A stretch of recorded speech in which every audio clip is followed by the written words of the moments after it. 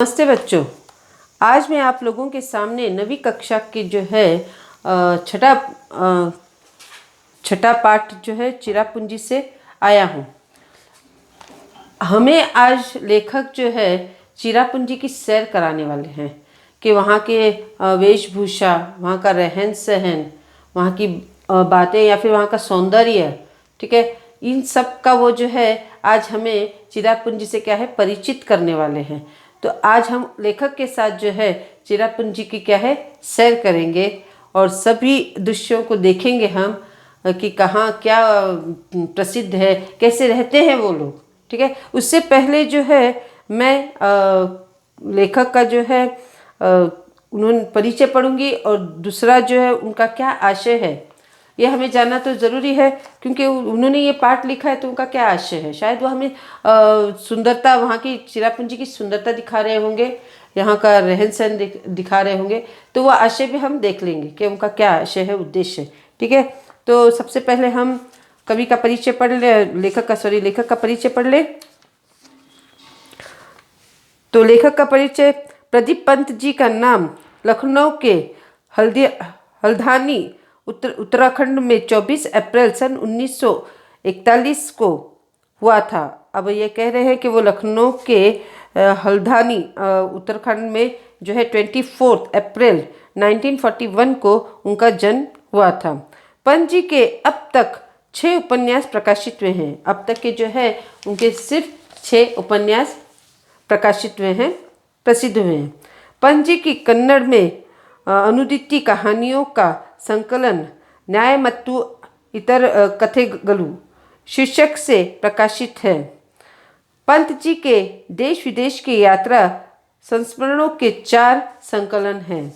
अब ये चिरापुंजी ही नहीं, देश विदेश की जो भी यात्राएं उन्होंने की है उनके बारे में भी उन्होंने क्या है हाँ एक क्या है पाठ बोलो या फिर एक संकलन उन्होंने किया है। पंडित जवाहरलाल नेहरू पर उत्कृष्ट लेखन के लिए पंत जी को जर्नलिस्ट वेलफेयर फाउंडेशन का यूरोप भ्रमण पुरस्कार, उत्तर प्रदेश हिंदी संस्था का प्रेमचंद अनुशासन पुरस्कार आदि अकादमी द्वारा 2 बार साहित्य कृति पुरस्कार प्राप्त हुई है। तो इन्हें बहुत सारे पुरस्कारों से क्या है नवाजा गया है, इन्हें दिया गया है। तो ये उनका जो है संक्षिप्त परिचय मैंने बताया है यहाँ पे। अब जो है इनका आशय देखेंगे कि ये हमें चिरापुंजी की सैर करा रहे हैं, तो क्यों, उनका क्या आशय था इस पाठ को लिखने का, ठीक है। यात्रा से प्रादेशिक ज्ञान प्राप्त होता है। अगर हम जब यात्रा करते हैं तो हमें क्या है वहाँ के लोगों का क्या है ज्ञान होता है, सभी इंफॉर्मेशन जो है मालूम होती है।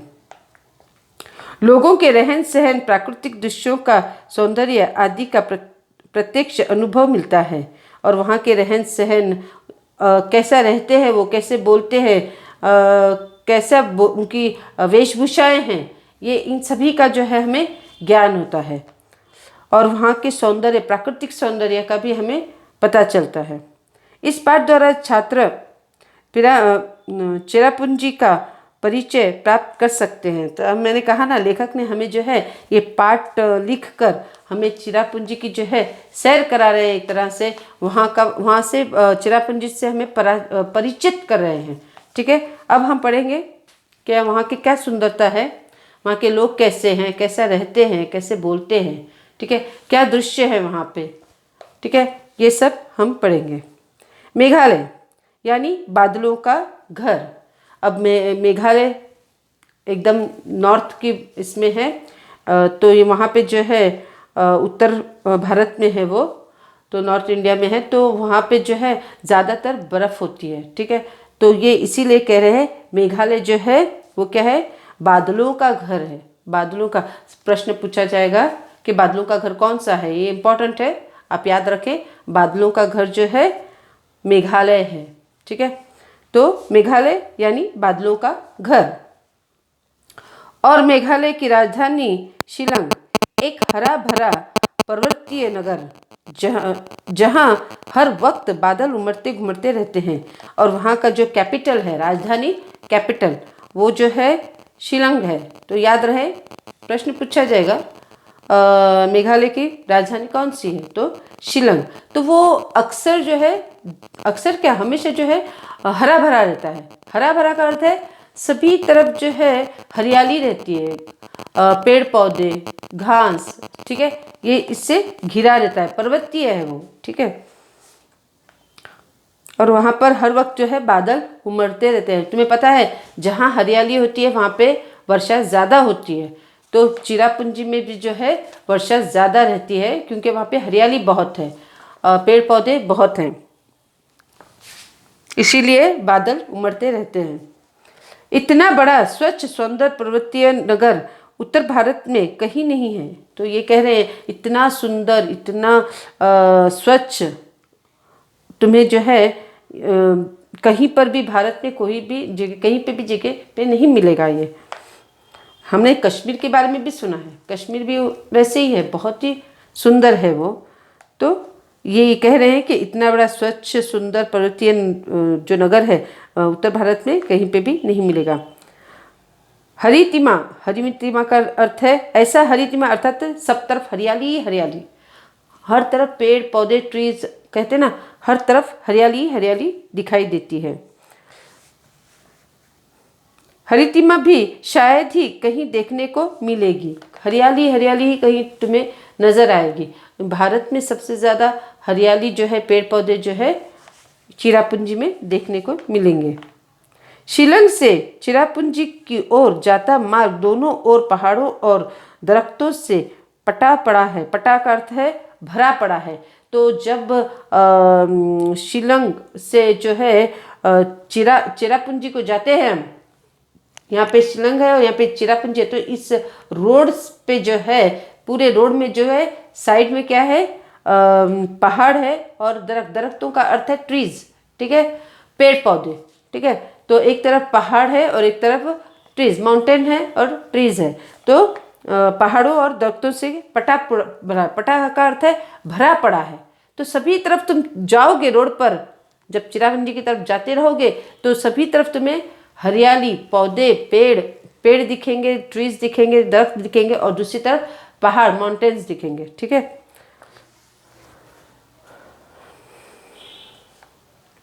यहाँ ऊंचा नीचा सर्पाकार रास्ता, अर्थात ऐसा ऊंचा नीचा होना, वैसा रास्ते को पार करते हुए दिखाई पड़ते हैं।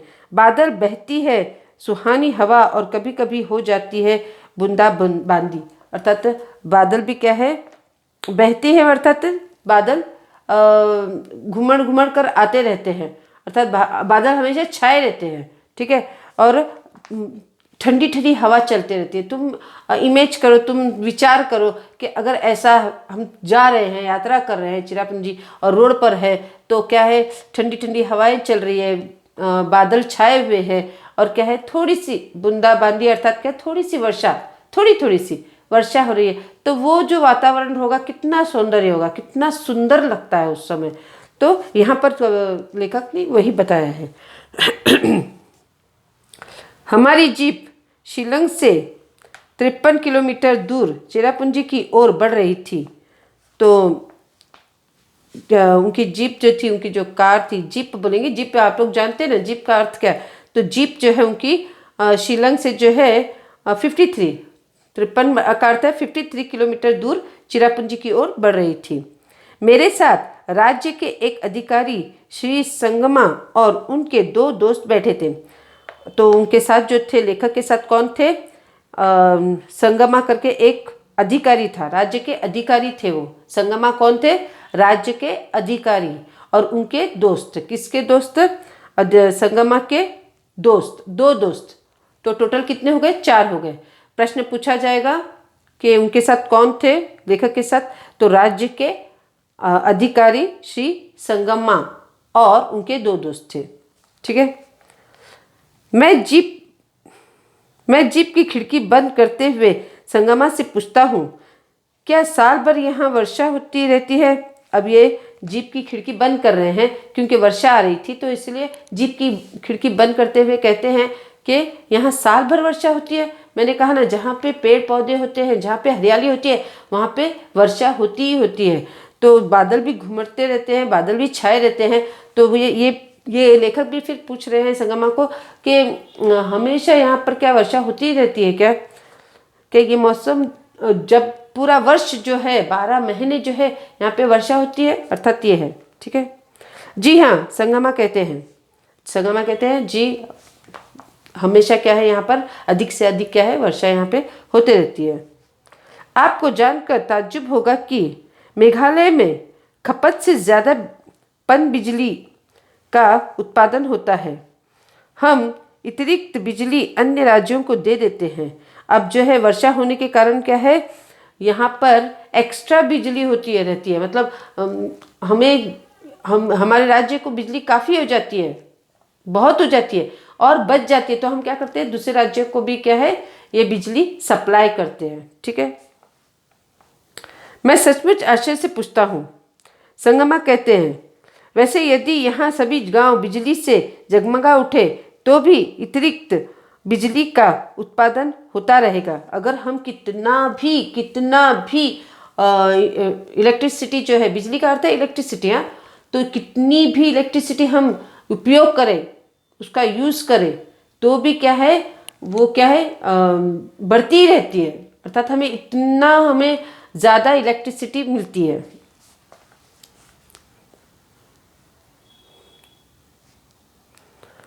हम पहाड़ों को निहारते हुए आगे बढ़ते, निहारना अर्थात सुंदर तरीके से देखते रहना। कितना अच्छा है, कितना सुंदर है, आश्चर्यचकित होते देखते रहना।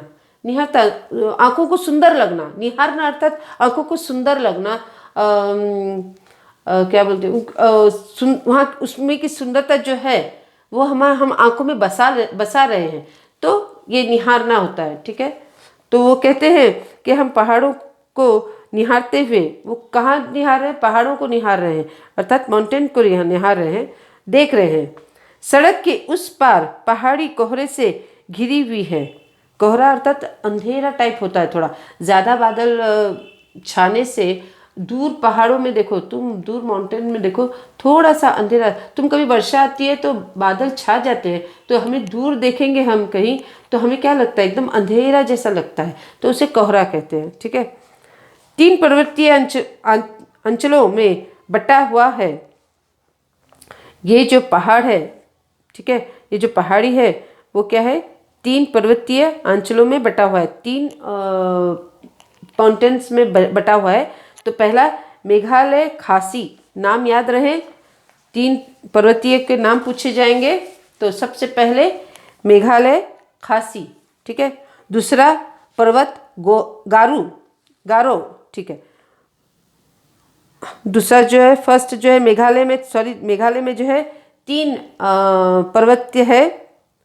पर्वत है। तो वो कौन से हैं, फर्स्ट खासी पर्वत, गारो पर्वत, जैंतिया पर्वत, ये 3 नाम याद रखें। सबसे पहले मेघालय में कौन से 3 पर्वत है, तो सबसे पहले खासी पर्वत, दूसरा जो है गारो पर्वत, तीसरा जो है जैंतिया पर्वत। ये 3 जो है पर्वत मेघालय में पाए जाते हैं। प्रश्न पूछा जाएगा, इसे ये 3 पर्वतों को याद रखें आप। और इन्हीं 3 पर्वतीय अंचलों से बने हैं 5 जिले। अब ये 3 पर्वतों से बने हैं 5 जिले। ठीक है, हर अंचल की अपनी अलग अलग संस्कृति है, रीति रिवाज, पूर्वोत्सव है, लेकिन हर कहीं पारिवारिक व्यवस्था मात्र सत्तात्मक है। तो यहाँ पे जो है कह रहे हैं ये कि ये जो तीनों पर्वत है, इनसे जो है 5 जो है जिले बन रहे हैं, जिनकी वेशभूषा बोलो या फिर संस्कृति बोलो या फिर रीति रिवाज बोलो, ये सब हमें वहाँ पे देखने को मिलती है। भूमि, धन, संपत्ति सब माँ से बेटी को मिलती है। तो ये इतना महत्वपूर्ण नहीं है।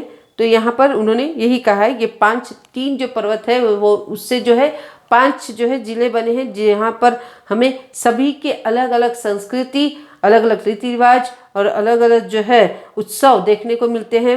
ठीक है, श्री का यहाँ वर्चस्व है।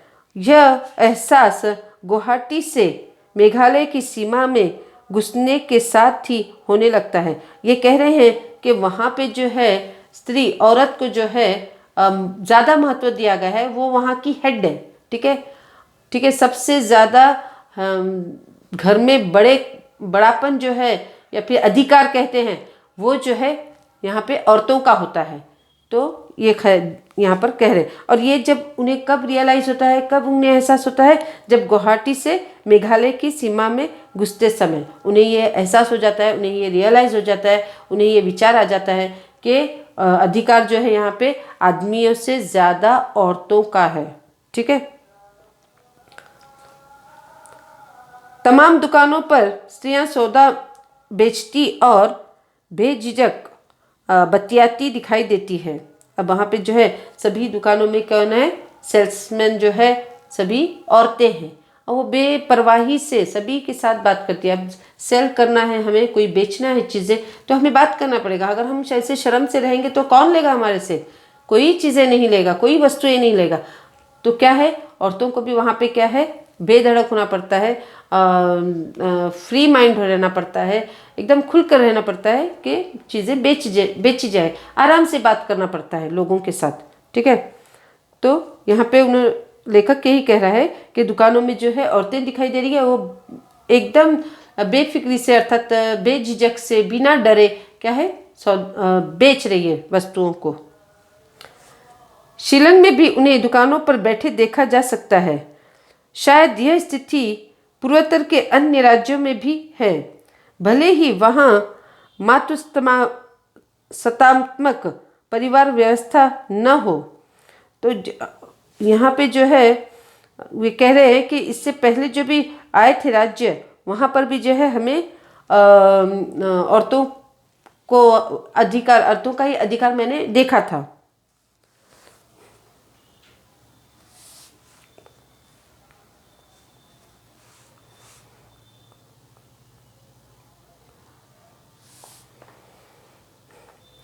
कुछ साल पहले मणिपुर की राजधानी इम्फाल में भी यही सब देखा था। अब शायद थोड़े समय पहले भी जो है वे यहाँ आए थे मणिपुर में, तो वहाँ पे जो है मणिपुर की जो राजधानी थी, कैपिटल जो था वो था इम्फाल। वहाँ पे भी उन्होंने यही सब वहाँ पर देखा था। स्त्रियों का पूरा बाजार ही है वहाँ, जैसे माइटी बाजार कहते हैं। अब यहाँ जो औरतें वस्तुएं बेचती है, बेझिझक बात करती है, ठीक है, अधिकार जो है औरतों का ही होता है। तो अधिकार तो छोड़ो, मगर यहाँ पे जो है पूरा के पूरा जो वस्तुएं बेचना है, जो भी काम करना है, वहाँ पे दुकानों पे औरतें जो है खड़ी रहकर बातें करती है। तो यहाँ पे जो देखा जा सकता है, तो उसे वो बाजार को, उस मार्केट को जो है माइटी बाजार कहते हैं। प्रश्न पूछा जाएगा माइटी बाजार या फिर माइटी बाजार किसे कहते हैं? तो जो औरतें वस्तुओं को बेचती है, ठीक है, बेफिक्री से बात करती है, बेझिझक बात करती है, निडर होकर बात करती है, तो उसे माइटी बाजार कहते हैं, यानी माँ का बाजार। और उसका अर्थ क्या है? माँ का बाजार। ठीक है। दिन भर सामान की बिक्री कर शाम को अपने अपने घर लौटती है। किसी प्रकार का वर्ग भेद नहीं, यानी अमीर घरों की स्त्रियां भी इस माइटी बाजार में मिल जाएगी और गरीब घरों की स्त्रियां भी। तभी एक मोड़ निकलने पर चिरापुंजी का छोटा सा बाजार दिखाई देता है। अब तुम्हें जो है यहाँ पे अमीर औरतें भी दिखाई देगी, जो रिच है, जो धनवान है, वो औरतें भी तुम लोग को दिखाई देगी, और गरीब औरतें भी तुम्हें दिखाई देगी। तो माइती बाजार के बारे में पूछेंगे तो कहना कि औरतें जो है वहाँ पे बिक्री करती है, अर्थात वस्तुएं बेचती है, बेफिक्री से बात करती है, बेझिझक बात करती है। वहाँ पर जो है अमीर हो, गरीब हो, हर कोई जो है औरतें वहाँ पर आती है। धनवान औरतें भी आती है और गरीब भी औरतें आती है वहाँ पर। ये उसका पूरा उत्तर रहेगा। अब एक मोड़ पर निकलते हैं तो चिरापुंजी का एक छोटा सा बाजार दिखाई देता है। फिर वहां से निकलकर एक छोटे से मोड़ पर निकलते हैं तो वहां पे एक बाजार दिखाई देगा। ठीक है, और इस बाजार में भी दुकानों पर बैठी है महिलाएं। फिर चाहे दुकान फल सब्जियों की हो या चाय की, हम आगे बढ़ जाते हैं तो वहां पे भी जो दुकानें दिखती है, सब्जियों की हो या चाय की हो, कहीं पे भी कोई भी दुकानें हो, तो वहां पे कौन? औरतें बैठती है। हमारे यहाँ क्या है? आदमी बैठते हैं, पुरुष बैठते हैं, मगर वहाँ पे चिरापुंजी में क्या है? औरतें बिक्री करती है, औरतें सेल करती है, औरतें बेचती है वस्तुओं को। तो वो यही कह रहे हैं कि तुम चाय के बाजार जाओ, सब्जी के बाजार जाओ, गहनों के बाजार जाओ, कपड़ों के बाजार, कोई भी बाजारों को जाओ तो वहाँ पे तुमको क्या दिखेगा? औरतें वस्तुओं को बेचते हुए दिखाई देगी। कुछ आगे बढ़कर संगमा ने जीप रुकवा दी। हम सभी नीचे उतर गए। सामने दिखाई पड़ रहा है नौशंगाथियाग। बहुत ही कठिन शब्द है ये, नौशंगाथियाग प्रपात, जो मासमाई प्रपात के नाम से लोकप्रिय है। तो यहाँ पे जो है एक प्रपात बताया गया है, तो वो जो है मासमाई नाम से लोकप्रिय है। नाम याद रखें, मासमाई।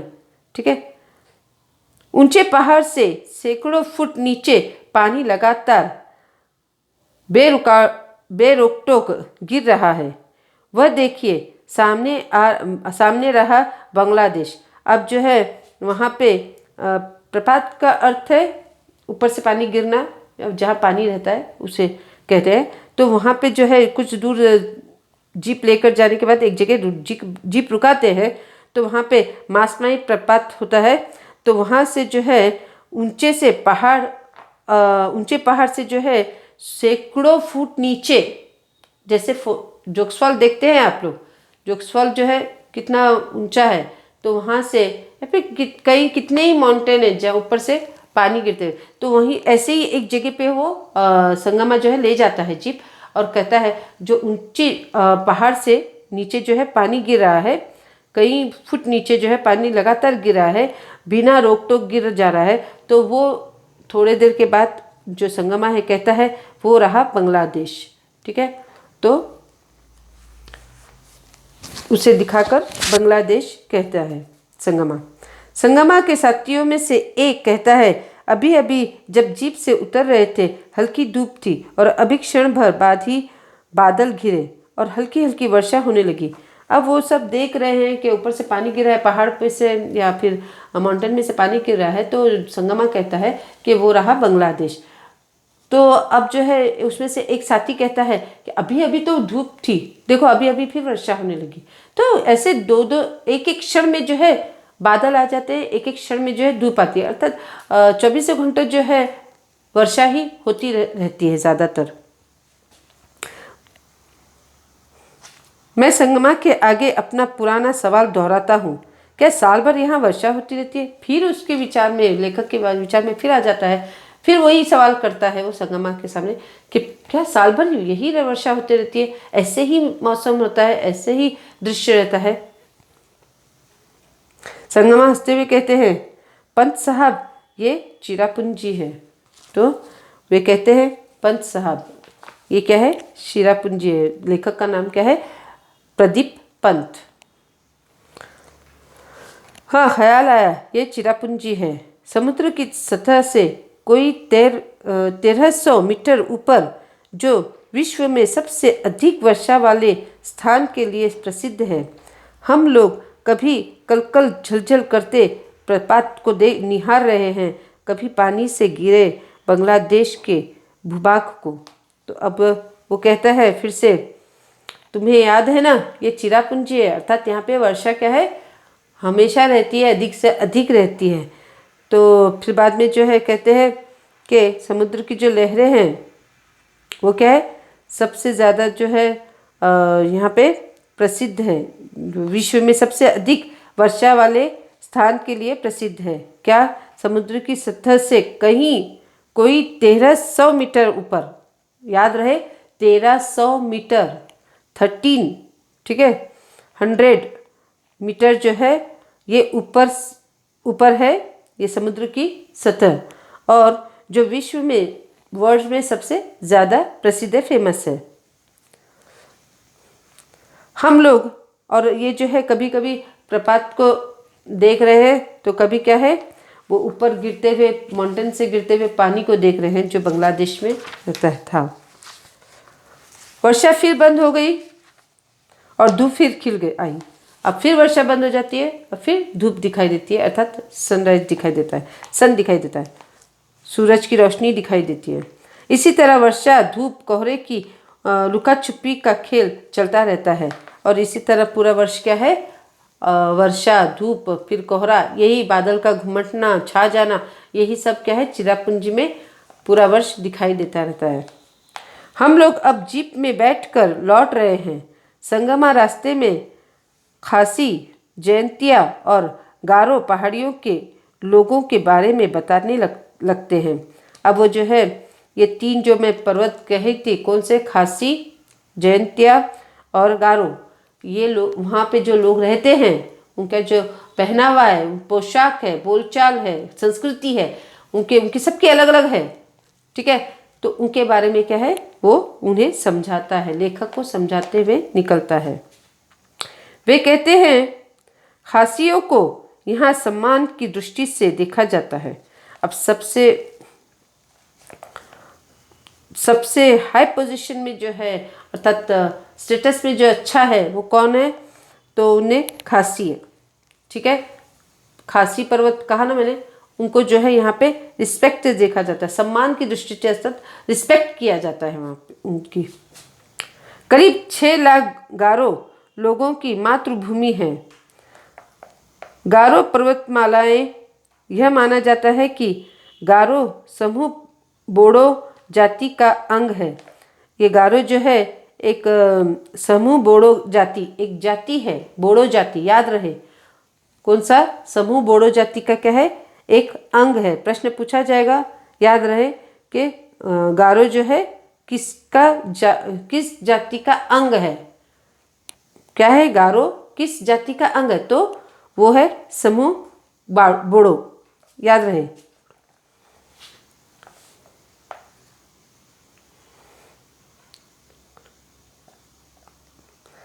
नागक्रम उनका प्रमुख नृत्य है, ये भी नाम याद रहे, नागक्रम जो है उनका प्रमुख नृत्य है। जयंतिया पहाड़ियों के उत्सव का नाम है।